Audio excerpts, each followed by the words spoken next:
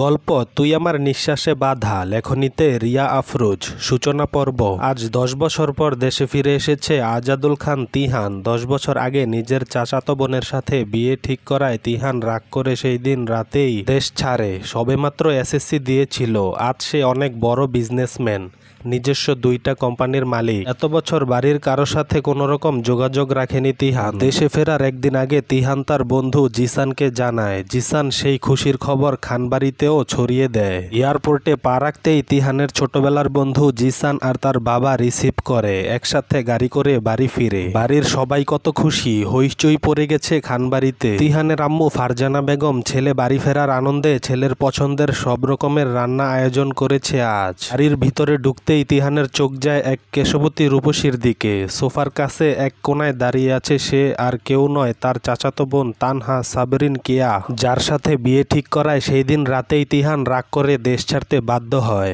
আজ তাকে এক অন্যরকম অপরূপ সুন্দরী লাগছে, যেমন কেশবতী তেমন রূপবতী। তিহান এক দেখাতেই ক্রাশ খেয়ে যায়, চোখের পলক যেন পড়ছেই না। তিহানের ছোট আম্মু সামিরা বেগম তিহানকে দেখে এক দৌড়ে আসে। কেমন আছো বাবা? জি ছোট আম্মু, ভালো আছি। সামিরা বেগম তিহানের সাথে কথা শেষ করে বলে, বসো বাবা, আমি আসছি। আরে ছোট আম্মু, এত ব্যস্ত হবেন না। সামিরা বেগম রান্নাঘরে চলে যায় তিহানের জন্য নাস্তার ব্যবস্থা করতে।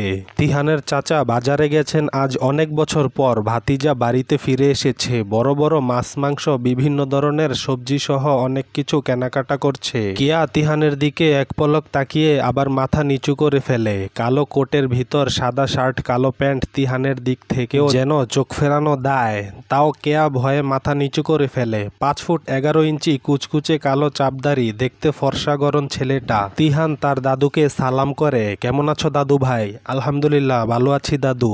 হঠাৎ রান্নাঘর থেকে ডাক আসে, কেয়া মা এইদিকে আইতো একটু।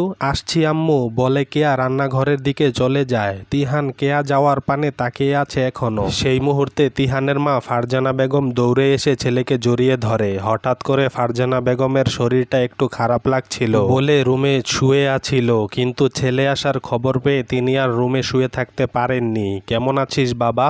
এতগুলো বছর আমাদের কারো সাথেই যোগাযোগ রাখিসনি কেন? এতই অভিমান হয়েছে আমাদের উপর? তোর যদি কেয়া মামুনিকে পছন্দ না হয় আমাদের বলতি, তাই বলে তুই আমাদের কাউকে কিছু না বলে দেশ ছেড়ে চলে যাবি? পিছন থেকে তিহানের দাদু মুতালেব খান বলেন, আরে বৌমা, আমার দাদু ভাই এত বছর পর এসেছে, তোমরা একটু শরবত পানি দাও, তা না করে ওকে একের পর এক প্রশ্নই করে যাচ্ছ। তিহানের বাবারা 2 ভাই। তিহানের বাবা আমজাদ খান আর কেয়ার বাবা আজিজুল খান। তিহানের বাবা বড়, কেয়ার বাবা ছোট। তিহানেরা 1 ভাই 1 বোন, কেয়ারা 2 বোন। তিহানের ছোট বোন মিহি আর কেয়ার ছোট বোন আনাইয়া। তিহানের বোন মিহি ছোট, ক্লাস 9-এ পড়ে। কেয়ার বোন একটু বড়, সে ইন্টার ফার্স্ট ইয়ারে পড়ে। কেয়ার এইচএসসি পরীক্ষা শেষ, এখন অ্যাডমিশন পরীক্ষার জন্য প্রিপারেশন নিচ্ছে। এত বছর পর ছোট ভাই বোনদের দেখে যেন তিহানের মন এক প্রকার ঝুরে যায়। তার চেয়ে আশ্চর্যের বিষয় হলো, যে মেয়ের সাথে বিয়ে ঠিক করায় তিহান সেই দিনই দেশ ছেড়ে চলে গিয়েছিল, আজ তার উপরই ক্রাশ খেয়ে গেল। মোতালেব খান বলে, সবার হয়েছে, আমার দাদু ভাইকে কেউ এইবার ডিস্টার্ব করবে না। এতটা পথ এসেছে, ওর একটু রেস্ট নেওয়ার দরকার, বাকি কথা পরে হবে। আরে দাদু ভাই, এত প্যারা নিচ্ছ কেন? আমি ঠিক আছি। না দাদু ভাই, সব পরে হবে, তুমি আগে ফ্রেশ হয়ে কিছু খেয়ে নাও। তারপর তিহান নিজের রুমে চলে যায়। তিহান ভাবছে আজ কিভাবে সে কেয়ার মুখোমুখি হবে, যার সাথে বিয়ে ঠিক হওয়ায় রেগে দেশ ছেড়ে চলে গিয়েছিল। আজ এত অপরূপ সুন্দর হয়েছে মেয়েটা, দেখতে ভারী মিষ্টি মায়াবতী লাগছে। 10 বছর আগে কেয়া 9 বছরের বাচ্চা মেয়ে ছিল। ছোটবেলায় তাদের বিয়ে ঠিক করে ফেলে খানবাড়ির সবাই, তাই সে রাগ করে চলে যায়। তিহান ভাবছে কেয়া কি এখনো তার উপর রাগ করে আছে? চলবে।